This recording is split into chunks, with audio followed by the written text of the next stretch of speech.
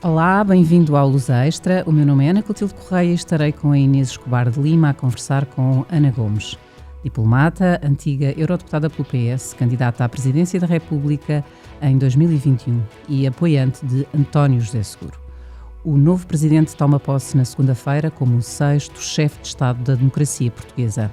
Eleito a 8 de fevereiro, numa segunda volta que o opôs a André Ventura, António José Seguro chega ao Palácio de Belém aos 63 anos com uma votação recorde, mais de 3,5 milhões de votos expressos.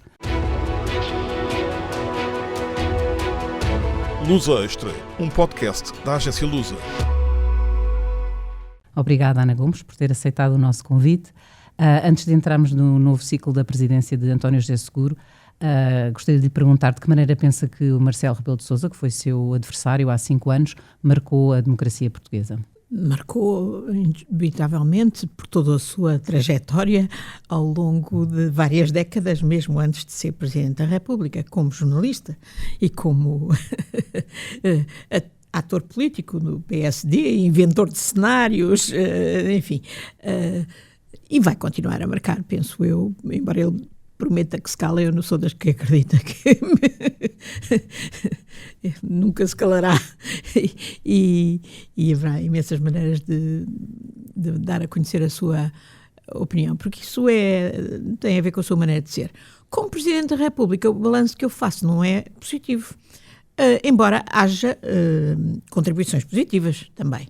E eu penso que a contribuição mais positiva é o sentido de unidade que, apesar de tudo, ele deu aos portugueses, apelando ao que eles tinham de melhor em contraponto com aquilo que a extrema-direita procura explorar, que é o que também temos de pior, de inveja, de primarismo, na atitudes racistas, etc.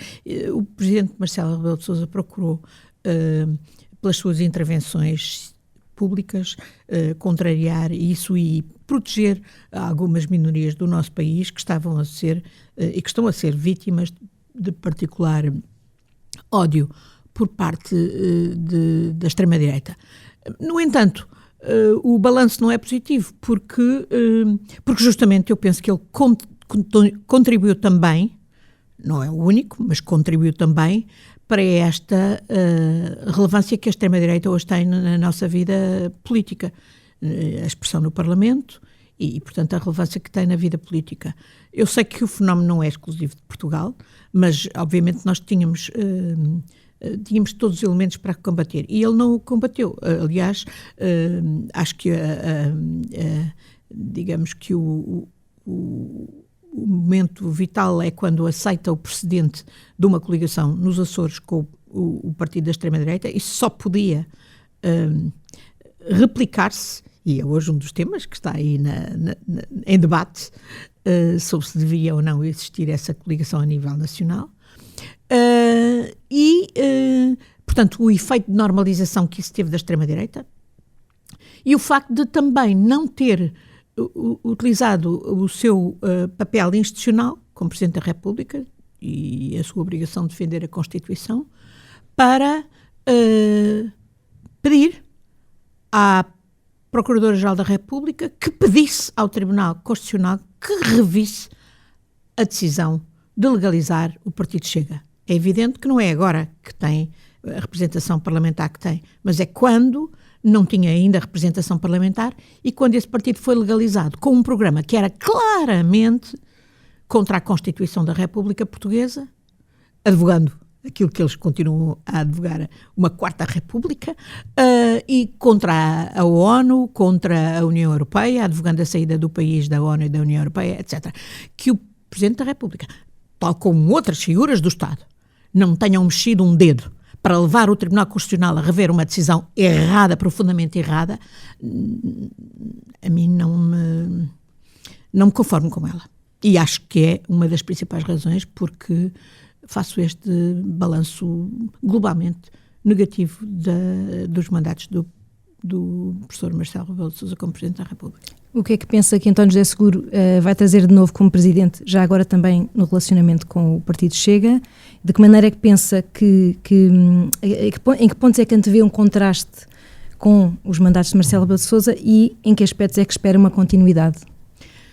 Bom, a situação hoje é naturalmente outra, porque o Chega tem representação parlamentar, no Parlamento é mesmo o segundo partido, porque houve uma normalização ao ponto de muitos setores da direita já não terem vergonha de se identificar com aquela pouca vergonha que é o Chega, com aquela atuação absolutamente mal criada, agora, como ainda vimos nestes últimos 2 dias no Parlamento em relação à deputada Teresa Moraes, que estava a presidir a Assembleia da República, e em relação ao que se passa no Parlamento com homens e mulheres que eles enxovalham e que eles intimidam, etc. É claro que António José Seguro é diferente de Marcelo Rebelo de Sousa, designadamente nas convicções e nos valores, penso eu, que eu conheço. Aliás, como também conheci o professor Marcelo Rebelo de Sousa, até foi meu professor e até foi um bom professor. Mais concretamente? Concretamente, António José Seguro tem a responsabilidade de ter essa votação recorde que referiu. Essa votação recorde de portugueses da direita à esquerda, democrática, que não pode de maneira nenhuma aceitar o tipo de intervenção mal criada, buçal, que é típica do Partido Chega. E, portanto, eu espero que António José Seguro, com um outro registro, que é necessariamente diferente, não deixe de ter as intervenções públicas necessárias, através das mensagens, etc. Eu penso que António José Seguro vai ser, de resto, bastante mais parco na utilização da palavra, para que ela seja, naturalmente, mais relevante do que era com o professor Marcelo Rebelo de Sousa, mas também noutro tipo de iniciativas, junto de outros órgãos de soberania, para não deixar que este comportamento do Chega, de facto, infete ainda mais a sociedade portuguesa, porque já está a infectar. Nós já estamos a ver atos de ódio e de violência contra pessoas, contra crianças inclusivamente, atos de bullying contra crianças por razões racistas, xenófobas, absolutamente intoleráveis numa sociedade civilizada como é a nossa, ainda por cima numa sociedade plural, a todos os títulos, como é a nossa. Com base naquilo que foram as intervenções públicas de António José Seguro, há 2 prioridades imediatas do Presidente: a saúde, matéria quanto à qual defendeu um pacto de regime, também o apoio às populações afetadas pelas recentes tempestades. Como é que poderá o Presidente atuar nestes 2 temas sensíveis, sem entrar logo no início em tensão com o Governo? Eu suponho que ele, como ele disse, não é por ele que haverá crise no nosso país. Essa também foi uma das características dos 2 mandatos do professor Marcelo Rebelo de Sousa, que foi de facto um fator de instabilidade, de desestabilização, designadamente com as 3 dissoluções da Assembleia da República totalmente desnecessárias, pelo menos uma delas, na minha opinião. Portanto, não será António José Seguro que precipitará qualquer crise. Já estamos a ver que, inclusivamente, as tensões que podem abalar o governo vêm dentro do próprio PSD, designadamente por causa da questão da aliança com a extrema-direita.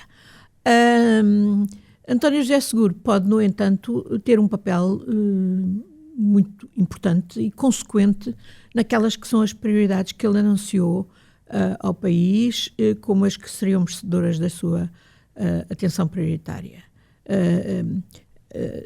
E pode, por muitas maneiras, discretamente ou mais visivelmente quando achar oportuno, mostrando que quer realmente que o governo faça a diferença e não apenas atirar para o ar ideias de pactos de justiça que depois não têm tradução nenhuma, ou de combate, por exemplo, aos sem-abrigo, como foram formulados, portanto, pelo professor Marcelo, e depois não tiveram consequências nenhumas porque ele não andou persistentemente em cima dos atores que podiam fazer a diferença para, de facto, combater esses flagelos.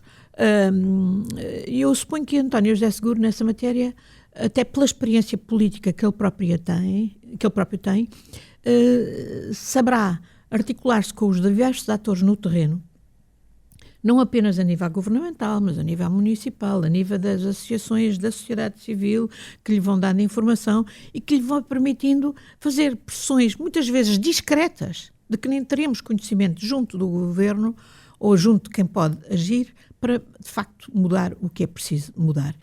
Falou em Pedro Passos Coelho. Eu não falei. Fez alusão, exatamente. Que está a pressionar para haver, designadamente, para haver uma reforma na legislação laboral. Nesta matéria, se eventualmente chegar às mãos do novo presidente uma revisão do Código de Trabalho que não tenha um acordo de concertação social, dá como certo um veto do presidente a estas alterações? Em que medida é que pensa que isto poderá ser uma matéria difícil para o novo presidente? António José Seguro disse na campanha eleitoral que não aceitaria essa revisão das leis laborais, tal como estão, e sem que houvesse pelo menos um acordo na concertação social, o que implica, de facto, o trabalho de negociação que o governo não quis fazer até agora. E não quer fazer porque estou convencido que a concertação social jamais tolerará o tipo de retrocesso civilizacional em matéria das leis laborais que o governo neoliberal pretende e que os elementos mais neoliberais do governo pretendem, e alguns fora do governo, como, por exemplo, Pedro Passos Coelho. Essa não é a questão fundamental. Há uma reforma que foi feita, que é a Agenda do Trabalho Digno, no quadro, aliás, europeu, em que Portugal marcou também essa própria agenda, que está a fazer o seu caminho, e o problema não é, de facto, de reforma laboral. E não é também, certamente, aquilo que está também nas cartas, está-se a ver, está nas intenções deste governo, que é a privatização da segurança social. Eles não têm a lata de o dizer abertamente, mas isso está nos seus planos, nós sabemos. Um grupo de trabalho que foi nomeado por esta ministra do Trabalho exatamente para esse efeito, em conjugação com as coisas que a comissária portuguesa europeia também tem dito, conjugam-se exatamente nessa linha neoliberal de privatização da segurança social e disponibilização em bolsa dos capitais da segurança social. Isto, a meu ver, tem que ser absolutamente impedido pelo Presidente da República e por outros órgãos e forças do país, porque essa não é a questão essencial. Eu penso que sim, que o país precisa de reformas. O Estado precisa de reformas, mas essas reformas passam por medidas que não agravem a situação dos trabalhadores, de precariedade, de incerteza, de baixos salários, pelo contrário, que mudem o perfil da economia para uma economia que pague bons salários, que impeça, por exemplo, esta sangria que continuamos a ter de talentos jovens e qualificados que fogem para o exterior porque aqui não têm salário compatível. Precisamos de mudar o perfil da nossa economia para atividades que criem mais valor acrescentado e não continuar dependentes de setores como o turismo e a restauração e a agricultura não qualificada, e precisamos de reformas de fundo naquilo que efetivamente muda em termos de justiça social. E uma questão essencial, por exemplo, é uma reforma fiscal, mas é uma reforma fiscal não com uma perspectiva neoliberal, de continuar a agravar o fosso entre os que têm e os que não têm, entre os que levam o dinheiro para o Dubai, ou aos Dubais desta vida, a pretexto de transferências, portanto, a título de pagar royalties e pagar serviços, etc., e continuando a não pagar impostos aqui no nosso país, com as borlas fiscais que temos, enquanto que a sobrecarga fiscal sobre o conjunto dos portugueses que trabalham se agrava.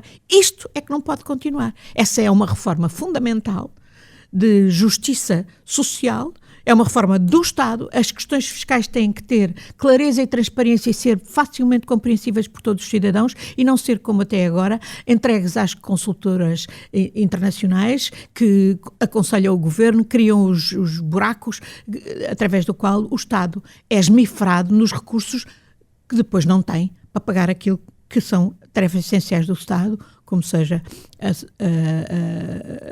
a saúde, a educação, etc., onde obviamente também aí os recursos têm que ser bem geridos e não continuar a ser mal baratados. No caso da saúde é escandaloso. E ainda bem que António José Seguro o põe como prioridade, porque esta ignomínia de termos o Estado a desviar mais de 40% do orçamento público para a saúde, para pagar aos privados de serviços que obviamente podiam ser feitos com mais eficiência pelo próprio Estado, ou ter, por exemplo, o Estado a pagar salários 3 vezes maiores a médicos que trabalham nos hospitais públicos, mas que são contratados através de empresas de tarefeiros. Isto é inaceitável, é uma ignomínia e não pode continuar. Isto é má gestão e é má gestão feita para defraudar o Estado. E é exatamente aí que nós precisamos de reforma e eu conto que o Presidente António José Seguro não seja enganável ou não seja parco na sua intervenção no sentido de moralizar aquilo que efetivamente tem dado muita razão de queixa aos portugueses e é também o que explica em parte o ressentimento de amplos setores da população que por isso aderem aos cantos de sereia malévolos de forças de extrema-direita. Mas então, nesse contexto, que presidente é que podemos esperar quanto à cooperação institucional, em particular na relação com o Governo? Eu penso que António José Seguro vai ser muito correto e na intervenção, na ligação com o Governo, mas não vai deixar de ser muito exigente. Desde logo nas conversas semanais com o Primeiro-Ministro e no seguimento daquilo que são os compromissos assumidos lá, nessas reuniões, e assumidos publicamente.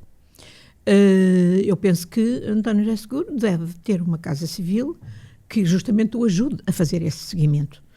De pessoas capazes, competentes, nas diversas áreas, para o ajudar a fazer esse seguimento, para poder regularmente confrontar o Primeiro-Ministro com aquilo que foi feito ou aquilo que não foi feito e que precisa de ser feito. Muito disto poderá passar-se de forma discreta, mas haverá momentos em que se calhar é preciso uns alertas públicos e aí não tenho a mais pequena dúvida que António José Seguro saberá fazê-los na hora e com a medida necessária para que o Governo compreenda. É evidente que o que António José Seguro não vai fazer, certamente, é interferir, por exemplo, naquilo que seja a dinâmica partidária ou até intrapartidária, no que toca à coligação no poder, no sentido de prolongar a existência do Governo. O Governo tem que passar, é um governo minoritário, e tem que passar a negociar seriamente com os partidos no Parlamento para, de facto, conseguir aprovar medidas e as reformas necessárias. E aí, nessa parte, sem dúvida que o Presidente António José Seguro poderá suportar esse tipo de entendimentos. Mas quando eles não existam, ele não vai, obviamente, atravessar-se. E a dinâmica própria vai desencadear-se, veremos. Em relação ao PS, pensa que o regresso de um presidente vindo do PS 20 anos depois vai dar ânimo ao partido nesta fase mais difícil da oposição, ou tendo em conta a ambição do presidente eleito de conseguir compromissos alargados, pensa que isso poderá de alguma maneira condicionar a liderança de José Luís Carneiro e a sua afirmação como alternativa? Eu penso que António José Seguro, aliás, na tradição socialista, dos presidentes socialistas, designadamente Mário Soares e Jorge Sampaio, assume, a partir do momento que for empossado, e aliás já durante a campanha eu disse, o ser presidente de todos os portugueses. E, portanto, ele não vai ser o presidente dos socialistas, que vai favorecer os socialistas em detrimento de outras forças democráticas. Não, de maneira nenhuma. Até porque ele próprio tem, em relação ao PS, também razões de alguns desgostos. Mas não vai também ser vingativo de maneira nenhuma.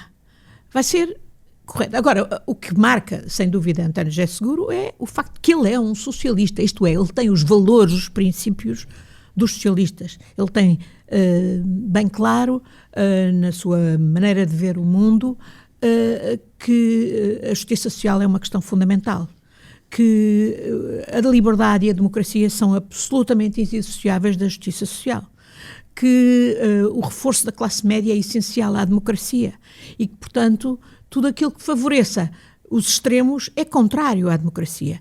E esses princípios socialistas, sem dúvida, vão informar a sua atuação. Mas não quer dizer aqui que seja numa perspectiva clubista ou partidária.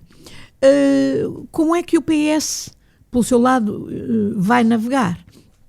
E a atual direção de José Luís Carneiro? Eu penso que com inteligência.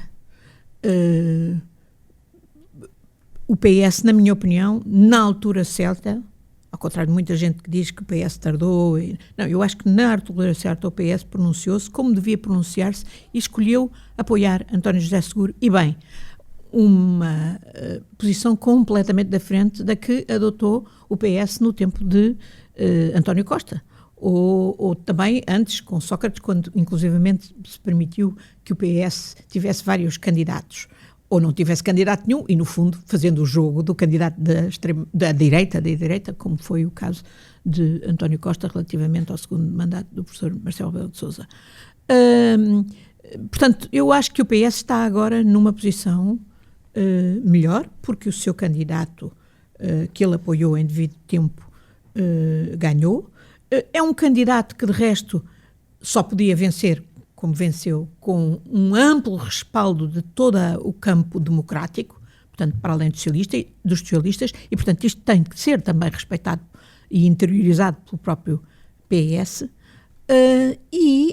mas sem dúvida que é um estímulo para a atuação que a direção de José Luís Carneiro vai ter neste período em que faz face a uma coligação minoritária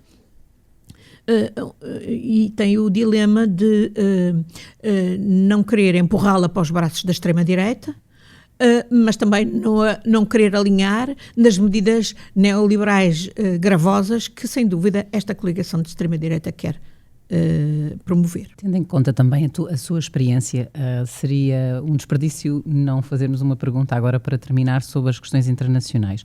Nesta conjuntura, como é que antevê o posicionamento de António José Seguro em relação aos Estados Unidos da América? Pensa que há margem para destoar da linha do governo?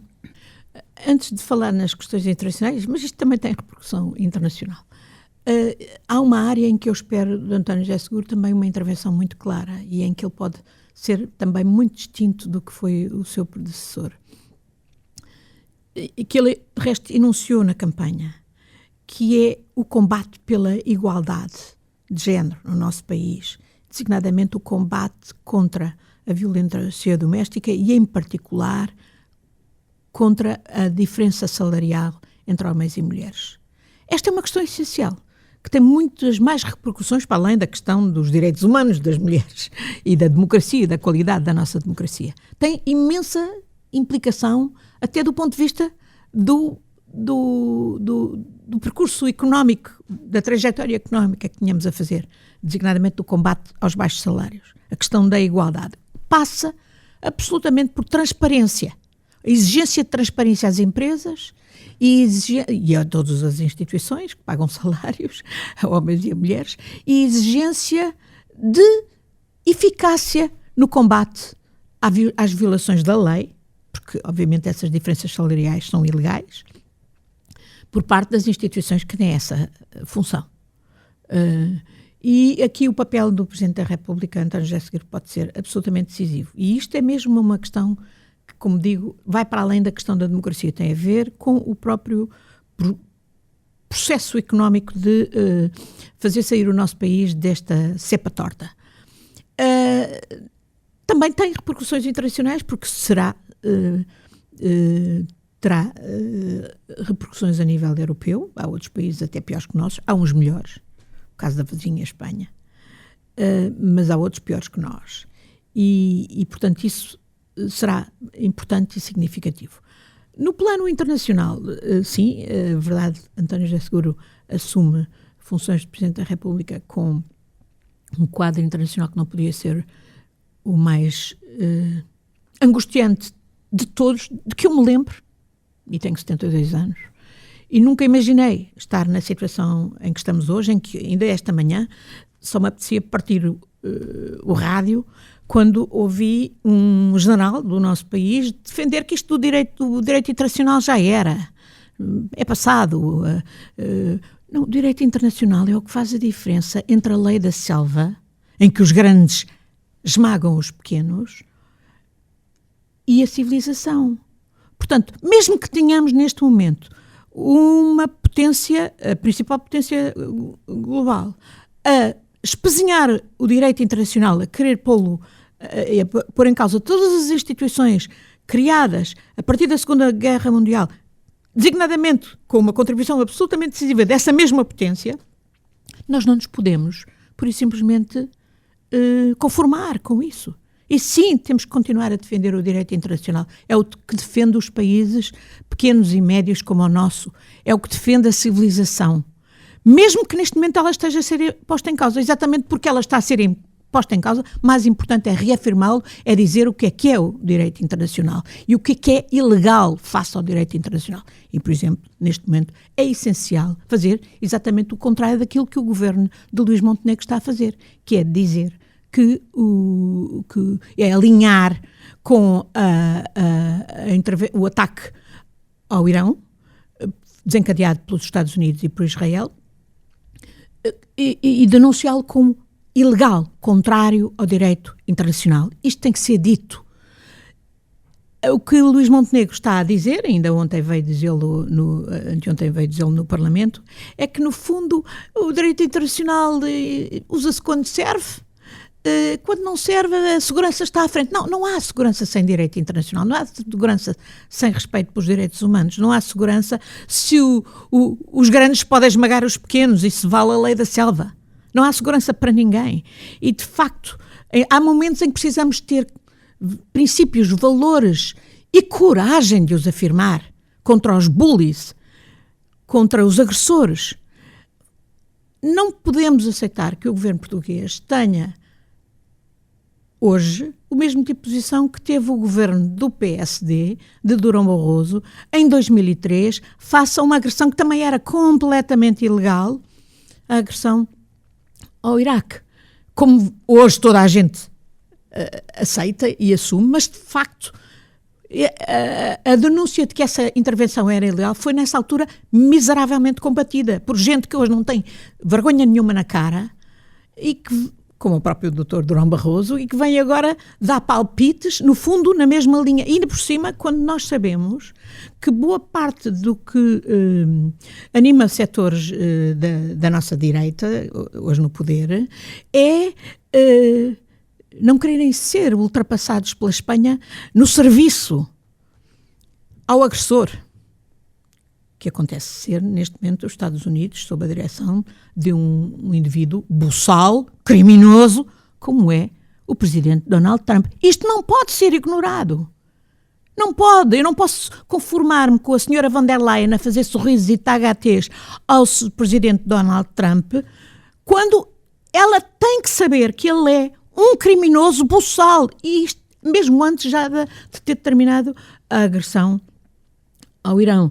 Eu não tenho a mais pequena dúvida que o regime do Irão é sinistro. Eu própria fui ao Irão 2 vezes, até no quadro da negociação do antigo acordo sobre o programa nuclear que a administração Obama, juntamente com a Europa, conduziu e que foi posto em causa justamente pelo presidente Trump.